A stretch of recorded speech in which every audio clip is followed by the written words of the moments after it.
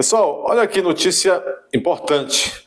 O TSE acaba de anular uma das condenações do Jair Messias Bolsonaro. Uma daquelas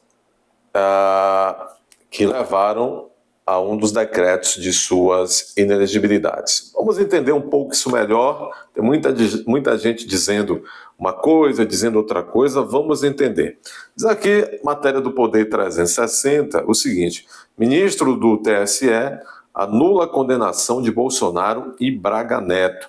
Decisão tem a ver com as comemorações de 7 de setembro. O ex-presidente segue inelegível até 2030 por mais 2 condenações. Vamos entender o seguinte: o ministro Raul Araújo, do Tribunal Superior Eleitoral, decidiu anular uma das condenações do ex-presidente Jair Bolsonaro e do ex-ministro Braga Neto, a inelegibilidade pelo uso indevido nas comemorações do 7 de setembro de 2022. Apesar da decisão, que foi assinada na quarta-feira, Bolsonaro segue inelegível até 2030 em função de mais 2 condenações do TSE. E aqui frise-se bem: havia 3 condenações que levaram Bolsonaro à inelegibilidade. Foi anulada agora uma dessas 3. Essa decisão que foi anulada é uma decisão que havia sido proferida de maneira monocrática, ou seja, pelo voto de um único ministro, na época, aquele ministro famoso, missão dada é missão cumprida, aquele ministro lá, o Leão Marinho, o do bigodão, o do filho que só veste Prada, vocês se lembram? Vamos lá.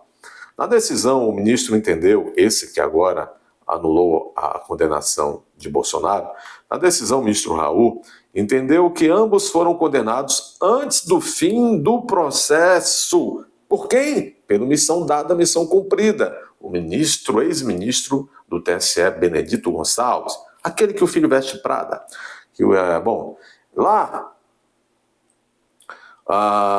Esse Benedito Gonçalves, segundo a matéria, usou a primeira condenação dos acusados pelo plenário do TSE para justificar uma outra condenação, naquela feita então por decisão individual dele. Então disse o seguinte o ministro Raul, que anulou essa condenação de Bolsonaro agora. Aspas, tampouco se afigura correta a solução adotada na decisão agravada de promover o julgamento antecipado do mérito em relação a apenas 2 dos investigados. Quiseram adiantar a condenação só de Bolsonaro e Braga Neto.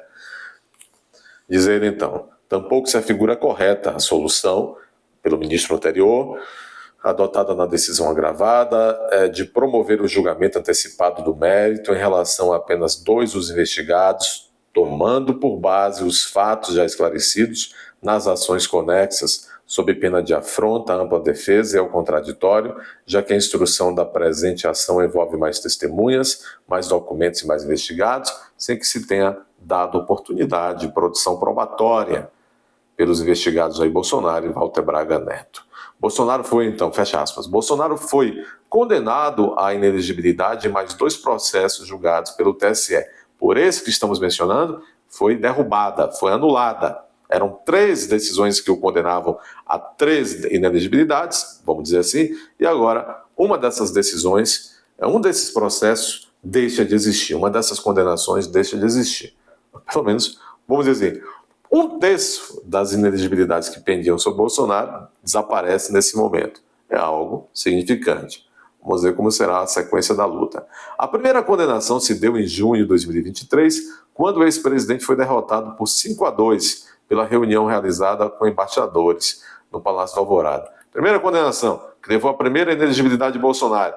Lembram? Bolsonaro convocou aqueles embaixadores para alertar daquilo que talvez viria a acontecer. E por isso, entendeu-se que Bolsonaro fez um ato ali, abuso de poder, né? E convocando ministros. A nossa legislação diz que a atribuição, portanto, o presidente pode, como chefe de Estado que ele é a pessoa indicada, inclusive. Se é a pessoa indicada, é a pessoa permitida para ele, como chefe de Estado, convocar representantes de países estrangeiros, né? Curioso, não houve impeachment de Fachin.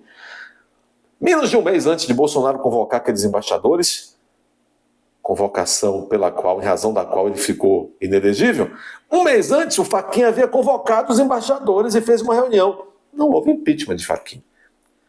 Vejam como no Brasil tem duas jabuticabas. Estranho, né? Bom, aí Bolsonaro primeira inelegibilidade foi por conta disso.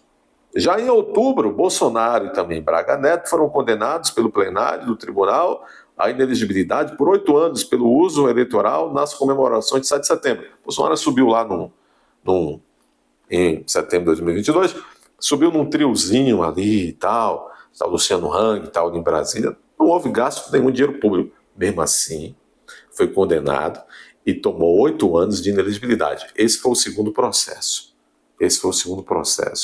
Um outro processo foi esse que foi anulado por essa decisão do ministro Raul Araújo. Vamos recapitular essa notícia, essa reflexão que estamos fazendo. Meus amigos, pendiam 3 condenações de inelegibilidades contra Bolsonaro. Agora só pendem 2. A que pendia e foi anulada, o ministro Raul Araújo, do TSE, entendeu que foi uma condenação inadequada do ponto de vista procedimental, porque não se podia destacar Braga Neto e Bolsonaro naquele momento dos outros acusados e julgar antecipadamente Bolsonaro e Braga Neto sem conceder-lhes ampla defesa devido ao processo legal contraditório. Anulou. Havia 3 inelegibilidades, só restam 2. Quais as que restam agora, que são muito frágeis também? Resta a inelegibilidade que se impôs a Bolsonaro porque convocou embaixadores, e a outra que subiu no triozinho lá para fazer uma fala no 7 de setembro de 2022. Se vocês me perguntarem as chances disso ser revertido na justiça brasileira até 2026, na justiça, eu digo, muito poucas, porque o nosso judiciário nesse momento está como vocês todos sabem que ele está. Agora, se vocês me perguntarem, é impossível? Não é, porque a política e o nosso judiciário tem se tornado mais uma casa de política do que uma casa de justiça. A política, ela é alimentada pela ordem do dia, pelo pragmatismo.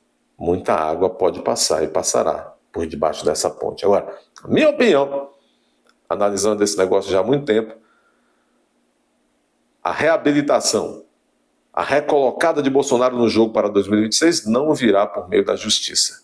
Virá por meio do Congresso Nacional, que é uma casa que tem autorização e apta, sim, para, por meio de um projeto de lei de anistia, devolver os direitos políticos do presidente, colocando novamente no jogo e reacendendo aí as esperanças da libertação. Curta esse vídeo, deixe seu like e inscreva-se, seja membro também do canal. Pessoal, verifica por gentileza se você continua inscrito no canal, se o sininho da notificação continua ativado, porque as pessoas estão reclamando, estão derrubando minha inscrição, estão também desativando o sino.